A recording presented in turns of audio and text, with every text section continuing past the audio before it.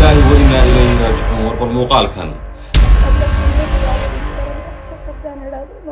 noloshu way ciishay walaalayaal marka waa liisu duceeya liisu duceey please liisu duceey muuqaalku dibiyada arki doontaan anoo nool waata waxaan go'aansaday nafta iska gooyo noloshayda saa kusoo afgooyo noloshu way dhibtay noloshu way ciishay waqtigu imuu hiilin intii ka badnayd waan si soo koriyey naftayda waan soo qanciyey khiyaali baan kusoo dhisay waad ka gudbi kartaa waad samayn kartaa markasta guusha u dhowahal lugtun baa laga qabanayaa waxa weeyaan qofku faamiligiisu heer ka gaadha ama nolol ka samaystaa aniga faamiligayga nolol kama samaysan heeri way gaadhsiin yaraanimadaydi way iga soo qaatay qofka xasuus qurux badan buu noloshiisa hoose kasoo haysta ilaa tii hooyaday silac baan kusoo noolay hooyaday baa laiga qariyey eedaday bay soo korsatay dil maan kusoo koray silac baan kusoo koray wallaahi alcadiim wanaana benidinka sheegay oo fiyus iyo qurun iyo qashaabiraanidinka ka doonin dadkii noolaa waagaa noolaa waa nool yihiin waa garanayaa intaan kusoo koray wallaahi jaharka markhaati keyska dareerkayga intaan kusoo koray maanta laakiin aan soo afjiraan doonayaa waayo waxaana qof aan nolosha xuraysan qof halkaa lagaga taagaya baan ahay waxaana qof la cadibay aamus sidan kale ha sheegin haddaad san samayso saasaan ugu sameynaynaa yacni aan waqtigu wada caawin baanahay aniguna intii ka badnayd noloshayda waan soo koriyey wallaahi waan soo silac dhamaystay aabbahay maanta xor umayhi dilaalin basaa noo kala hortaagan aabbahay waa layga afduubsaday waxa weeyaan hooyo la-aantaa laygu wada arkaya haddaan kalmad idhaahdo ii daran wax kasta haddaan idhaahdo noloshu way ciishay walaalayaal marka waa liisu duceeya liisu duceey please liisu duceey إنا لله وإنا إليه راجعون والمقال كان إلى فيريا muuqaalku dibiyada arki doontaan anoo nool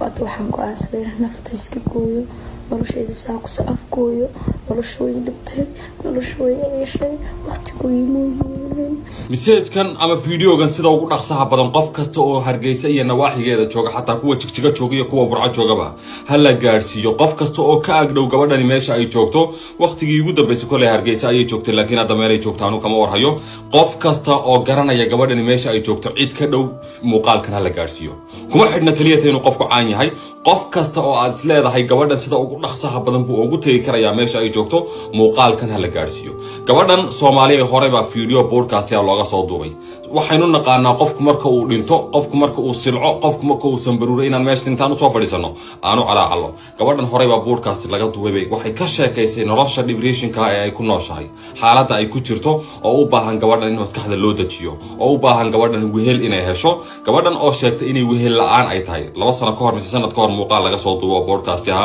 waxay ku sheegtay gabi ahaanba wehel la'aan inay tahay hal wiila inay asxaab yihiin waad ku wada qosasheen halkan aad soo fadhiisateen sabab nin saaxiib la noqota koobiga ka weyna kaas wuxuu ahaa gabadhan xaaladda ay ku sugan tahay maxay ku kaliftay waxaan ka sheekeynayso sidee xaaladeeda caafimaad ay tahay waxaas oo dhan meena ku mashquulina waxaan ku mashquulay gabadhan nin say wala saaxiibtaayo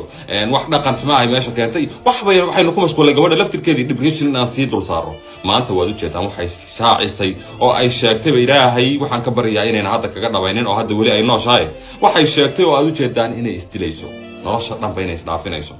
marka haddii ay lacalla ay dhacdo ilaahay waxaan ka baryaa inayna dhicin oo aad ka gaadhaan fiidiyogan inuu sabab u noqdo inaad gabadhan ka gaadhaan iyadoo aan waxaa samaynin ayaan ilaahay uga baryaay haddii lacalla laakiin ayba dhacdaba markaasaad soo fadhiisanaysaa dhaaysan gabadhan gabadh wanaagsan bay ahayd nafsi baan ka gallay soomaaliya inaan la hadalla bay ahayd inaan wax noocaas ba dhahaysaan uma baahno markaa hadal kale uma baahno ammaan uma baahno wanaageeda inaad sheegtaan uma baahno hadday u baahan tahay gabadhan in la garab istaago qof kasta oo reer Hargeysa ah mid kasta oo reer Jigjiga ah iyo mid kasta oo reer Burco ah iyo qof kasta oo aad leedahay gabadhan meesha ay joogto buu sida ugu dhaqsaha badan intuu gaari qaato uu ugu tagaya oo sheer gareen familkeeda hadaad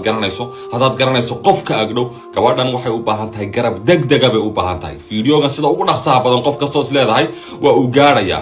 gaarsi ama telefonka qaado oo wac ama ba si kale ugu sheegi kartaa dad message qori kartaa xataa u qor una sheeg gabadhan sida ugu dhaqsaha badan garab inay u baahan tahay oo u garab istaago wadamada tusaalahan jarmalka oo kaliya xaalada noocan oo kale marka ay dhacaan qofka meel therapy psychotherapy la yiraahdo baa la geeyaa meeshaas qofka lagu dajiyaa oo maskaxiyan loo dajiyaa wehel inuu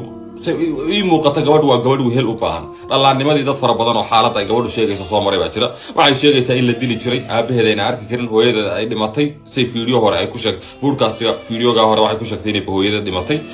xaalada fara badan oo mugdiya bay gabadhani sheegaysaa garabka aad u muujin karaysaan gabadhan maanta ayaad u muujin kartaan berri gabadh wanaagsan bay ahayd iyo waxaas uma baahno fiidyogan gaadhsii qof kastoo aas leedahay hargeysa iyo nawaaxigeeda jigjiga xataa wuu joogaa ama burca wuu joogaa si gabadhan aynu u badbaadino ilaahay ha badbaadiyey